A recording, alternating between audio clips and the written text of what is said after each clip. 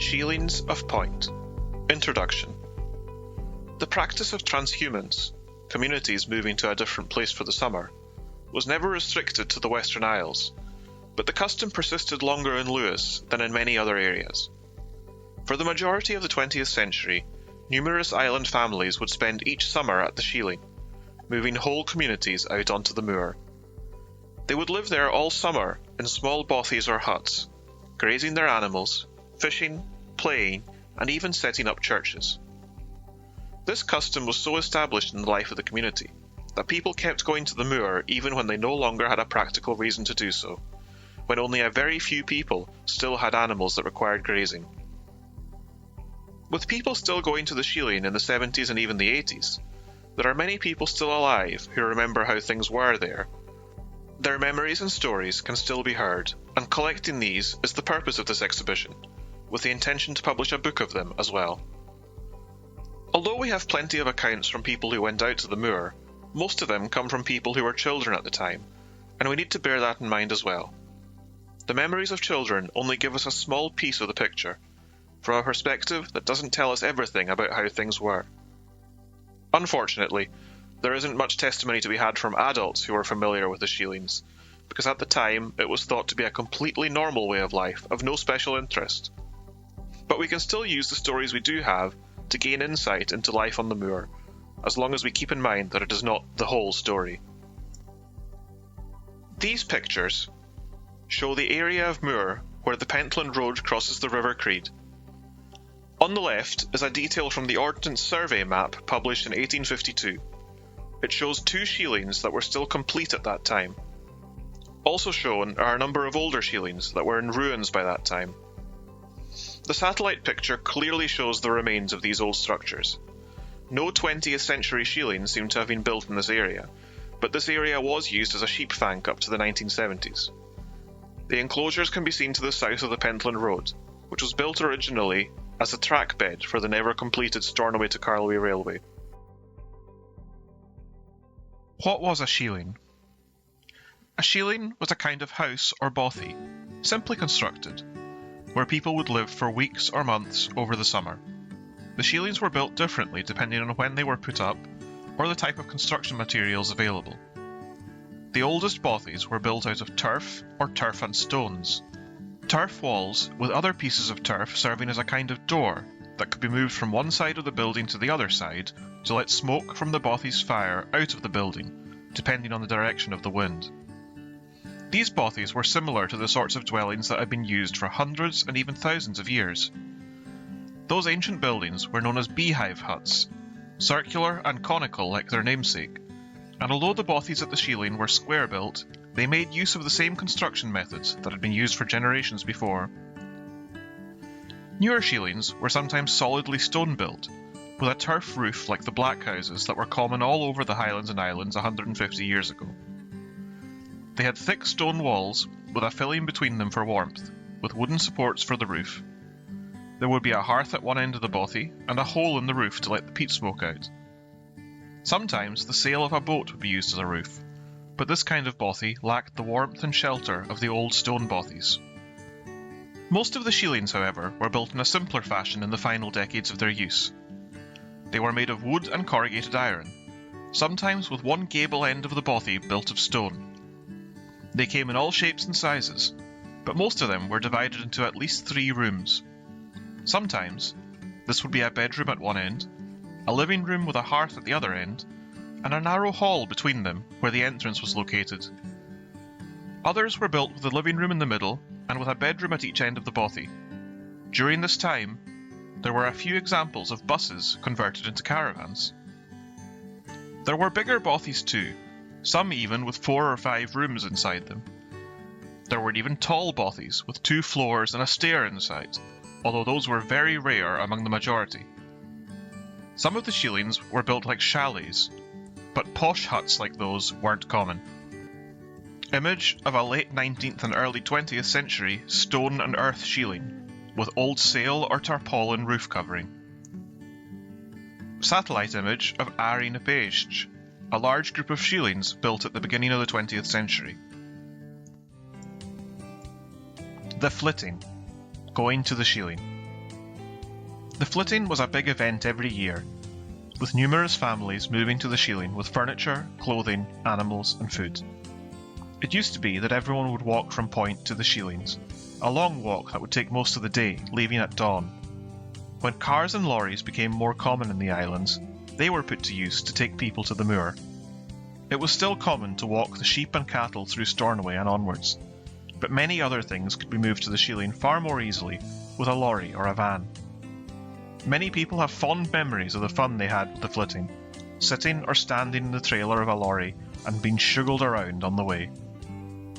Some would do the walk with the livestock in 2 stages. One group would walk them as far as Stornoway, and the second group would take the animals onwards to the moor. Sheep and cows would be steered through the town down Matheson Road, past the houses of Stornoway's upper class, with people standing at the junctions of adjoining roads to stop any animal that tried to wander off. It would be an incredible sight, and hard to imagine when you see the town today.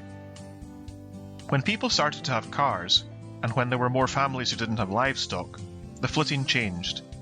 There was no longer the same need for people to travel in such large groups, and people were able to go to the Shieling just for the weekend or a night here and there, instead of spending long weeks there.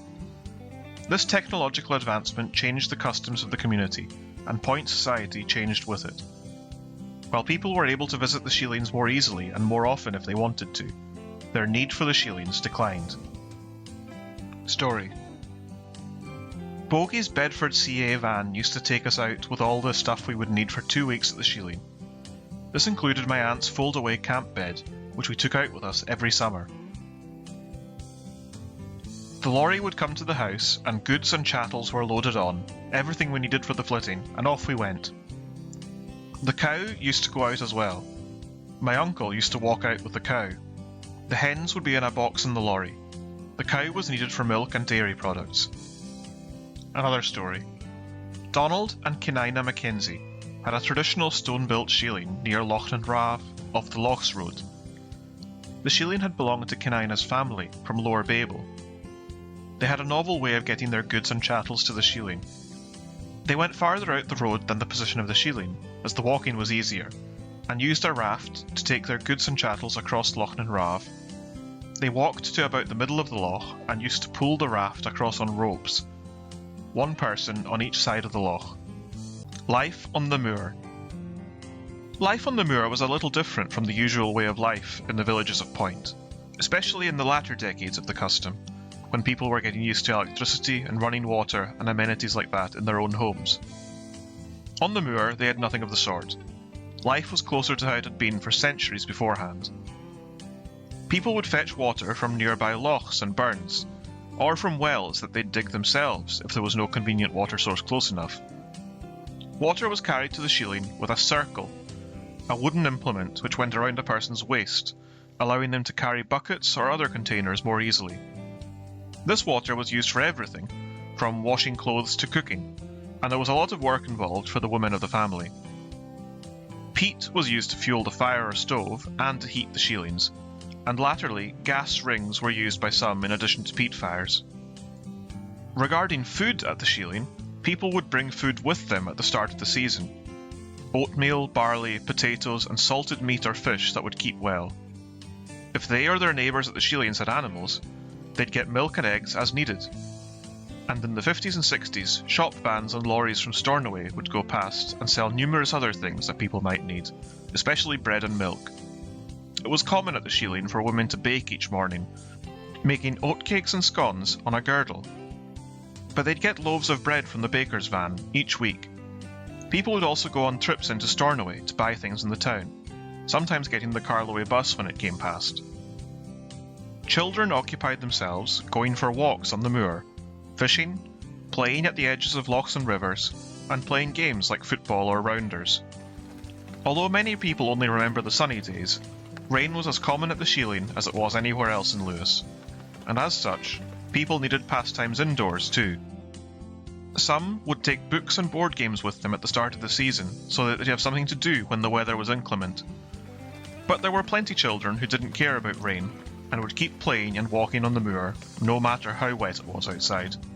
The end of the Shielings. People stopped going to the moor for many reasons. With the decline of crofting as a way of life in the area, Not as many people had livestock, and as such, there wasn't the same need for summer grazing for sheep and cattle. People also became more used to going to the mainland for holidays, and though there were some who remained very fond of going to the Shieling, others among them preferred going elsewhere now that the option was open to them. Besides that, people were growing accustomed to the conveniences of modern life which had arrived on the island, such as electric lights and running water in their own houses. The old-fashioned nature of life at the Shieling was a hardship by comparison. With the changing culture and society in Point, people's opinions and customs changed too, and eventually no one went to the Shielings anymore. A good amount of huts and bothies fell apart over the years due to lack of use and maintenance, and empty Shielings were vandalised by people to whom they didn't belong or used for drinking or drugs. Finally, many of the remaining Shielings were demolished due to concerns over safety. A few still stand today, but at most of the Shielings there's nothing to be seen except lusher reeds where they used to be. The Shielings had a sad ending, but the ending didn't change the memories that people had of them from days past. Happy days for most people, filled with fun and friendship. Tragic drowning. On 1st August 1870, 2 girls from Cheshire were drowned when out at the Shieling. The people of Cheshire had their Shielings around Loch Lachan, and that is where the girls were for the summer. They were at the Ault Ruach, which flows into Loch Lachan, where they had seen reeds they wanted to collect in a pool at the stream. Sadly, one of them slipped and fell into the pool, and the other girl tried to help her, but the pool was deep and the 2 of them were lost. The 2 girls were Effie MacDonald, who was 16 years old and whose home was at 11 Cheshire, and Jessie Montgomery of number 6, who was 17 years old. The sad story has remained in people's minds up to the present because of the popularity of the song composed by Jessie's boyfriend, Norman Murray, of 14 Upper Babel. He was at sea, working as a ship's carpenter, at the time when the tragic news reached him. When he returned to Lewis, he visited Jessie's mother and gave her the song On Gagu Mismulataram, in which he mourns the loss of the one he loved. Norman went back to sea, but took ill on his next voyage and died and was buried at sea. The sheep on the moor. The sheep were taken to the moor by 10th May, when the lambs were a few weeks old, and when the crops in the fields would begin to show some growth. In the days before the crops were fenced, they would close the village so that sheep couldn't eat the growing crops. That is why there were stone walls on the village boundaries, and the village youngsters would be tasked with ensuring that any animals that weren't on the moor would be kept outside the walls. Any sheep that were not on the moor had to be kept tethered.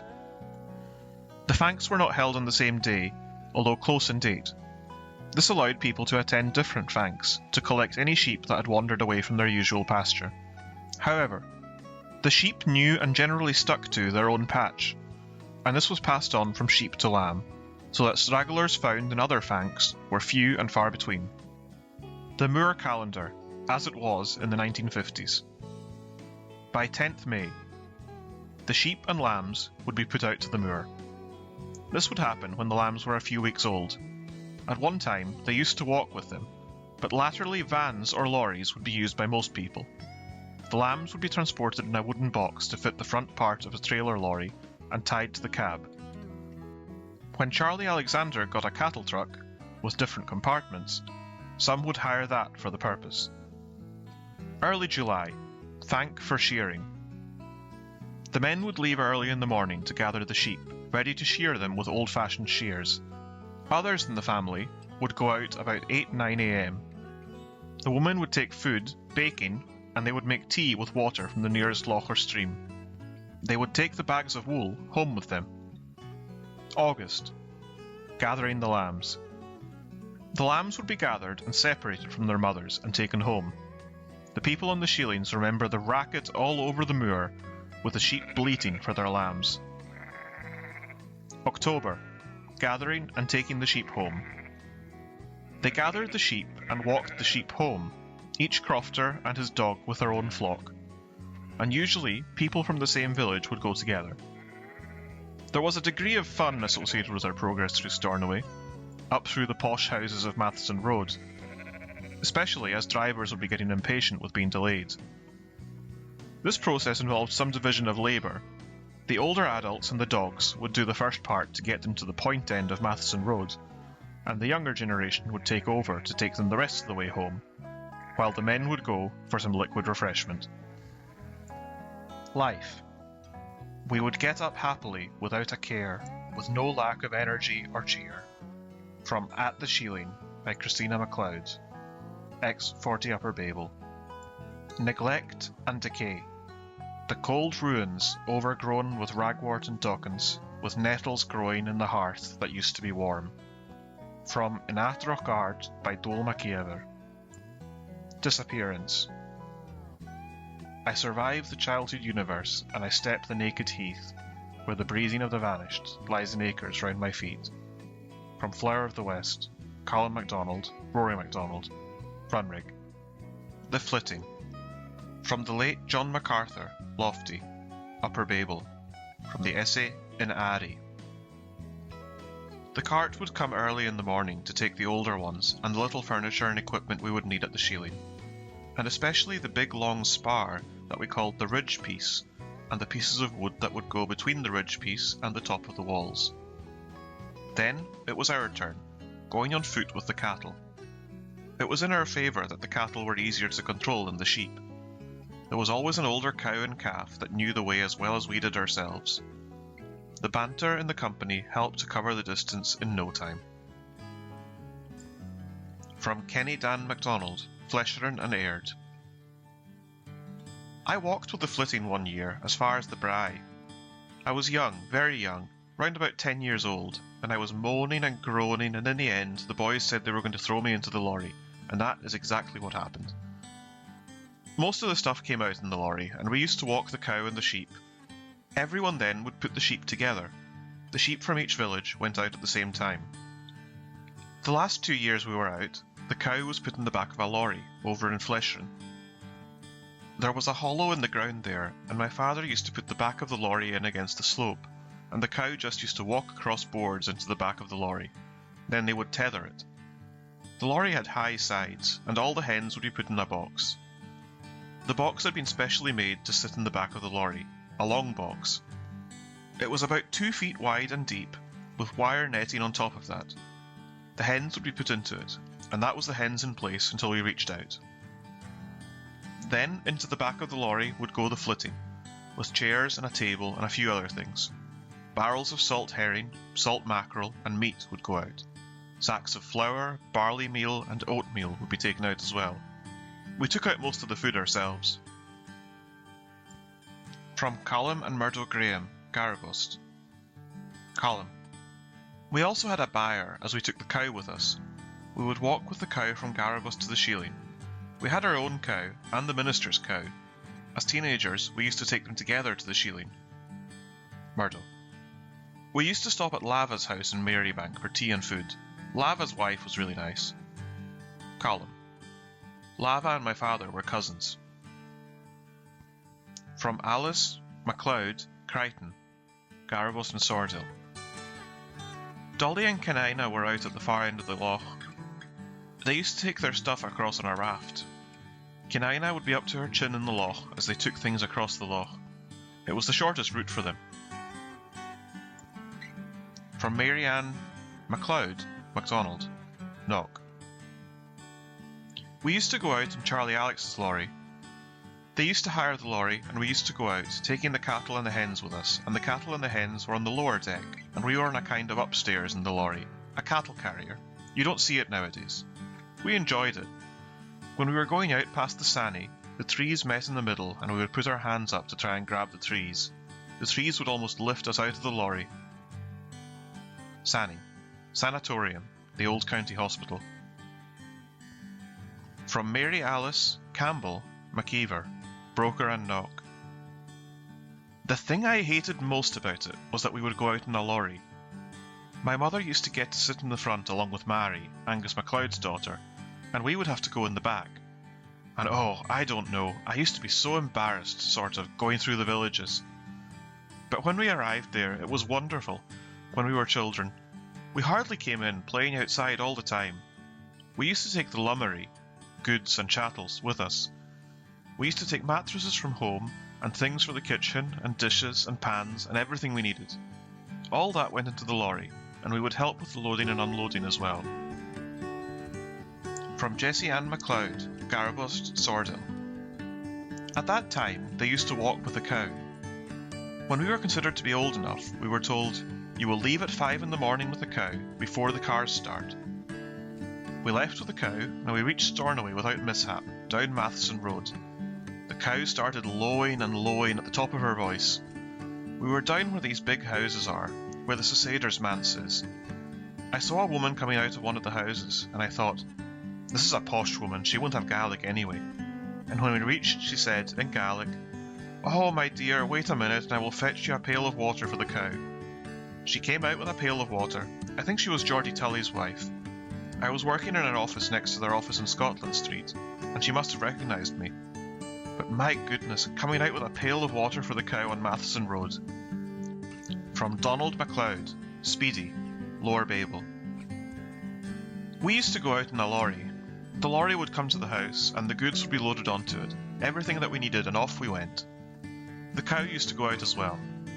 My father had a brother living in Clage, Alistair, and he used to walk out with the cow. I seem to remember we used to take the hens, but if we did, it would be in a box in the lorry. The cow was needed for milk and dairy products. In our shieling there was a thick spar of wood, which acted as a ridge between the two gable ends, and there were others like 2x1s going down to the walls. The canvas was in two pieces, and when folded it was very heavy. The spar of wood and the 2x1s and the canvas itself were brought back home. The spar is still in our barn. Life on the Moor. Story from Kenny Dan MacDonald, Fleshburn and Aird. We'd go out there with just trousers on, no socks or shoes or anything. We were so used to it then, and the weather was better than it is today. But even if there was rain or cold or anything like that, it didn't bother us at all. We were so used to being outside all the time. We'd eat moorhens. There wasn't much meat on them, but they were very tasty. We'd catch them with a dog. My brother, he was the one who taught him. Ian was as quick as a deer, and we had this dog, and if Ian flushed out a moorhen, the dog would follow it. They wouldn't fly very far at all, and when it'd get tired, it would come down. The dog would get it by the neck and take it to the shieling to my grandmother. It'd be in the pot very fast. Story from Morag MacLeod, 7C View. Near my auntie's shieling was Loch Elan, and we'd spend time there playing at the loch. The boys made a pretend wee boat just out of bits of wood, and they called her Tinkerbell, and they'd play in the loch there. There were stones you could get across to the island, and we'd play there too. In front of the hut itself, it wasn't far from the main road, there was gravel on the side of the road, under the chips, and there were big stones in the ground next to the road, and the boys would put the gravel in the cracks there in the stones, making roads out of it. And they had dinky toys, cars and lorries there, and they'd make-believe driving the lorries through all of this. And though I was a girl, I'd play there too. Story from Sandra Roberts, Stornoway and Inverness. There was no problem passing the time. We used to go for long walks and fishing and looking for blaeberries, little berries. We used to gather these and make jam with them. My mother had a girdle, and she would make scones and oatcakes over the fire. Story from Marina MacLeod and Mary Taylor, 9B Shadder and Edinburgh. We used to be out till quite late at night. 3 or 4 families would get together in one of the huts, and they'd have no drinks, always just tea. They'd have a laugh and a blether and cups of tea, and the children were out playing till God knows what time. And the children would also just go and start hitchhiking lifts into town, unbeknownst to their parents, when they were about, 10? We used to pretend we were from Glasgow. We'd put on accents and thought no one could tell, just for the fun of it. Stories from Cullen George Mackenzie, Shadder and Blantyre. We did a lot of fishing. You were supposed to be looking after the sheep and that, but you always took the fishing rods with you. We'd fish at Loch Vatn Yeeb and Loch Achaucar. We'd explore all round there. You left the house in the morning and never went back until you were hungry, Hopefully come back with some fish. We were young and enjoyed ourselves. I think it was the year after I went to sea that they started doing the water skiing. I always remember Willie. He always hung about with them so he could drive the speedboat. That's Charlie Engelbert. He had a speedboat and he used to leave at the end of the loch there. But that was after my time. One time, After I'd gone to sea, Norman and Dodo Philip, and I think Finlay and Donnelly, were going across the moor to poach from the Creed. And Dodo Philip had brought this guy along with him, and they were crawling across the moor to get across with his net. And they were talking away, and Norman said to this guy, he said, "So what do you do yourself?" He said, "I'm a detective sergeant in the Strathclyde Police." What Norman said was, if we do get caught, he's got a lot more to lose than we have. There was another time, this was afterwards, I was home on leave, and Norman had just come back from Bahrain and bought a new car. They'd been out the night before and had caught 2 salmon, and they hid them just at the crossroads. He said to me the next day, "I'm going out to pick up these salmon." We got the bag with the salmon and put it in the boot of the car, and we were driving into town. We just came round the corner at Willow Glen, and the police were standing there to stop us. We stopped, and he came up, and Norman wound a window down, and he says, "A bit of an accident round the corner, you'll just have to hang on a minute." And Norman's sitting there like this, stock still, like, "Is it serious?" "Ah, nah, it's just the dust cart's gone on fire." And he stood there and chatted and said, "That's a nice car, how long have you had this?" And Norman was absolutely pure white. All he could think of was these 2 salmon. Worship. From Donald MacLeod, Speedy, Lower Babel. A lot of church services were held. As I understood it, the minister used to go out there on holiday, and what happened? Some of the congregation started to go out on holiday as well. The poor soul. And then they built a church, he didn't get a day off. He would preach morning and evening on Sundays. Some used to come across from the Lochs Road, behind Knockachallich, as it was called. Some used to walk across from there every Sunday to the morning service. I can still remember it, it used to be full. It was a large hut and was very comfortable. I was speaking to someone recently, one of the minister's sons, and he was saying that when they were putting the ridge spar in the church, the spar they had was too short. While they were figuring out what to do, if they would need another piece or what, this van appeared and stopped. Who came out of the van but Jimmy Bowler. They had a lot of spare wood in the yard, and the boys who were working for him started throwing the wood onto the van, so that they could dispose of it. However, he said that he had heard of this project going on out on the moor, and he went out with the van. And in the middle of all that wood, there was a piece that fitted perfectly. It was amazing how it happened.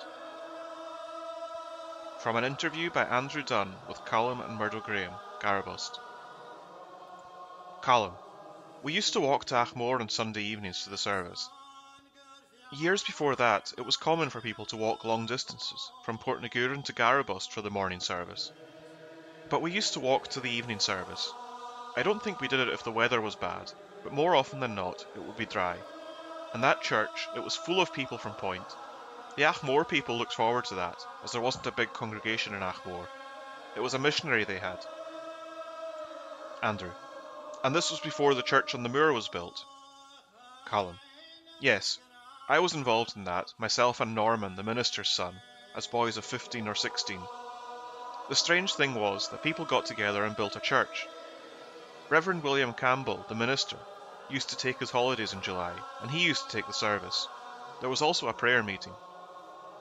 Murdo. There was another minister who always helped, Reverend William MacDonald. There was also Reverend Roderick Stewart from Babel. He used to be there. Colin. I think that the way it worked was that Reverend Campbell would take the services in July, and Reverend MacDonald had his own shieling, and he would take most of the services in August. And it worked like that.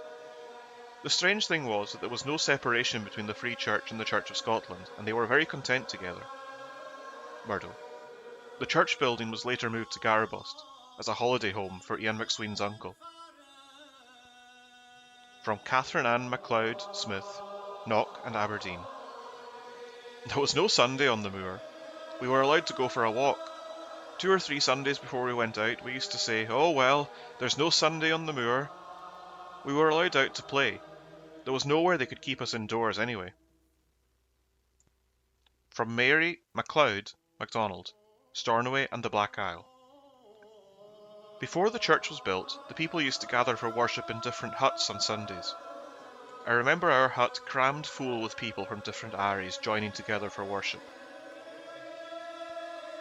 From Morag MacLeod, Seaview. I was told that they had a small church out on the moor, but the ones who were here used to walk out to Achmore for church. from the Reverend William MacLeod, Stornoway and Glasgow. There was a little church where services were held on Sundays in midweek. I remember one Sunday there was no precentor. I must have been only about 12. The minister asked in the morning if anyone could sing. As there were no volunteers, there was no singing. However, at night, without saying a word, he came up to me and placed the Gaelic psalm book in my lap and marched off to the pulpit. It was my first attempt at doing anything in a church service in public. Despite making one or two mistakes, I managed to present and was greatly lauded by the old ladies present. One family on the moor. What you see here concerns the family of Murdo and Mary MacLeod. Murdo was originally from Eagleton, Lower Babel, and Mary was from Sordell. They made their home on Oliver's Brae. Their daughter, Mary MacDonald, and her brother and sisters have written some of their memories of the years they spent going to the moor during the summer. Some can be seen here, but there are additional stories and photographs in a folder. In the background is the Ordnance Survey map showing the location of their shieling on Bencreajack. From Christina. Our days were spent on long walks in sand shoes with no socks, as getting them wet was no big deal. They would dry off overnight by the fire. We waded in lochs, in stony rivers, past wary sheep with growing lambs, and disturbed occasional rabbits and gathered crowberries that we later turned into small portions of rich, dark purple jam. Nearer the hut, we dug out wedges of wet peat that we sculpted and shaped into heads and animals that dried in a few days. We also dug trenches for long jump practice. These got wider day by day, resulting in our sister Mary, who excelled at this activity, winning long jump medals at school sports days. Evenings we read, drew and painted, sewed, knitted and played board games and guessing games until the light faded and bed beckoned. From Isabel. One Sunday, as we walked back up the hill from the little church, Father stopped and silently called us round. One of his former R&R officers got it right when he named him Eagle-Eyed MacLeod. He always saw things. This time his eye had caught sight of an adder giving birth to her babies. It was fascinating to watch all the writhing baby adders crawling away under the heather. This was the only time I ever saw an adder on the moor. From Sandra. We would often walk to the loch through which the River Creed flows, and on the way we would gather crowberries. And when we arrived back home, we made jam with those berries. Another thing we enjoyed near the hut was making a big pool of water in which we played for hours, making toy sailing boats, floating sticks, and damming the water. William. I had a fascination with trying to find a well nearer our hut. I would dig holes looking for underground streams. It didn't seem to dawn on me that you couldn't find a stream and suitable well near the top of a hill. Sandra. When we were in our first hut on the moor, we had great fun. Our mother was very clever in many ways, one of which was finding wells of water. She found a well which she cleaned out not far from our hut, and she preferred this to us drinking the water of the river, as she saw a family having baths in the river upstream from where we got our water. Mary. My mother encouraged us to go barefoot, but not very successfully. She apparently had walked around barefoot each summer as she grew up. Perhaps she had a thicker skin than her children. Isabel. Our father was always interested in the natural world around him. He could identify many different birds, and one summer he found the nest of a moorhen not far from our hut. He did not want us to disturb it, so we had to avoid that area, although we got very occasional guided tours to check the progress of the nest. Slightly to the west side of our usual route to the road, a snipe made her nest in a damp boggy patch. Again, we had to stay clear of that area, but when the eggs hatched, there were these distinctive little birds running around in the heather, exploring further and further from their nest. We had to watch our steps. Mary. We had to be aware of ticks. I was very young when my parents had to remove one from my back. I still think of the terror I had as they worked on it, trying to keep me still for long enough. I was unsure what it was. Another time, a swarm of hundreds of flying ants were attracted to Sandra's shoulders as she sat on the picnic stone. It was frightening. Our mother first tried with her hands to flick them off, but they kept coming, more and more of them. We got our hairbrushes and beat at them and brushed them until she was able to get her dress off. Unfortunately, they were drawn to the dress. and the few left on her hair and skin were easier to shift. One good thing was that swarming flying ants apparently don't bite. Isabel. We would keep walking away from our hut, going down the slope towards the ruins of an old stone shieling, which had a welcoming grassy area beside it, which we named the Green Place. It was marked off with a border of tall rushes, making it our special intimate place, where we could sit on the grass and enjoy chatting and playing together. It wasn't unusual for our mother to come over the top of the hill at some point and join us, carrying a tray with freshly made pancakes and cups of tea. Norman and the salmon. One summer, Norman, his family, and a nephew who was visiting from the mainland went to the Shieling for a week's holiday. The afternoon of their first day, Norman, his 7-year-old son Callum, and the nephew went fishing for trout.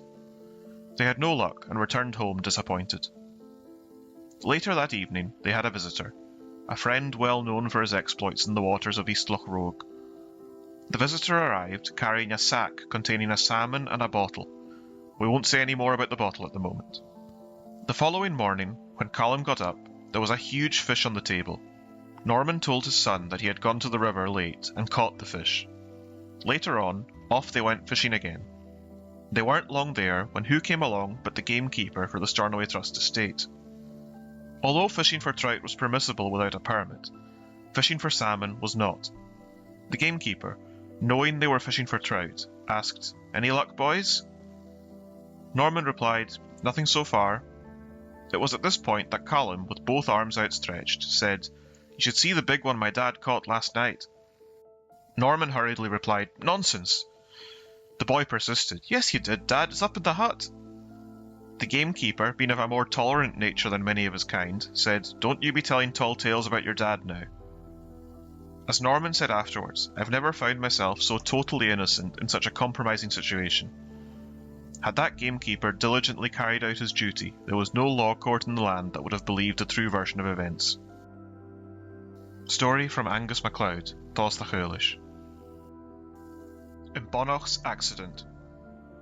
Now, the Bonnoch, he was from Babel. He and his wife Picky, they called her Purst. They'd go out to the Shieling above the river. There are 2 rivers going down to Loch Lachan, and their Shieling was at the second bridge, above the quarry that was there.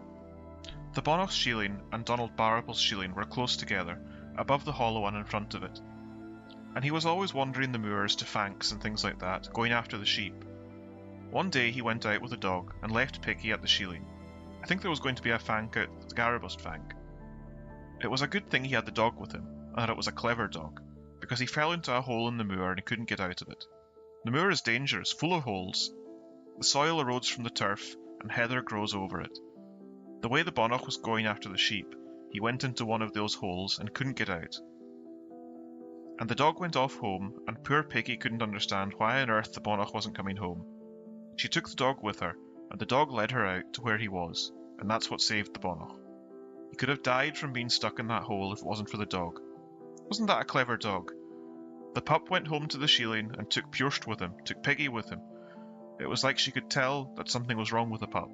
The pup took her out, and she found Donald out in the moor. I was maybe 10 years old at the time. There'll be 50 years since then at least. More. Story told by John Murdo MacDonald, Rollo, Eagleton, Stornoway and Marybank. In Bonnoch was Donald MacLeod of 52 Lower Babel. The Poacher and the Ghost. Thomas Matheson, his wife Catherine, and their daughters Anne and Alice had a Shieling beside the loch they knew as Loch Rav, named Loch Breedak on the map. They had a white cat that made a screeching racket when out at night. One of the neighbouring huts was not happy with this disturbance to their sleep, and complained to the Mathesons, who tried to keep the cat indoors at night. One dark night in August, the cat got out. Anne ran out after it. As she ran along in her white nightdress, trying to catch it, she came across a group of poachers. She frightened the life out of one of them when she collided with him. He screamed at the top of his voice, and to the consternation of his companions shouted, "A ghost!" She ran away without uttering a word, and left them quite in the dark. Story told by Anne, Matheson, Graham, Stornoway and Upper Babel.